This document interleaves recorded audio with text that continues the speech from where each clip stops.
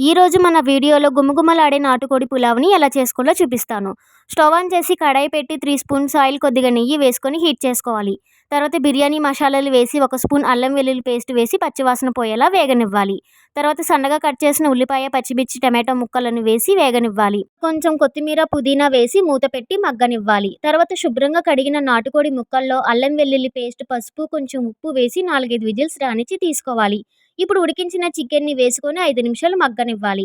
5 నిమిషాల తర్వాత 1 స్పూన్ కారం, కొంచెం సాల్ట్, 1 కప్పు పెరుగు వేసి బాగా కలుపుకోవాలి.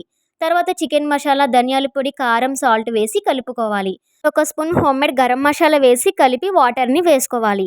1 గ్లాసు బియ్యానికి గ్లాసున్నర వాటర్ వేసుకోవాలి. తర్వాత 2 నిమ్మ చెక్కలను, కొంచెం కొత్తిమీర, పుదీనా వేసి కలిపి మూత పెట్టి వాటర్‌ని మరగనివ్వాలి. తర్వాత 1 గంట ముందు నానబెట్టిన బాస్మతి బియ్యాన్ని వేసి ఒకసారి కలిపి 1 స్పూన్ నెయ్యి వేసి మూత పెట్టి ఆవిరిపోకుండా బరువు పెట్టి లో ఫ్లేమ్‌లో 20 నిమిషాలు దమ్ చేసుకోవాలి. 20 నిమిషాల తర్వాత మూత తీసి కలుపుకుంటే గుమగుమలాడే నాటుకోడి పులావ్ రెడీ.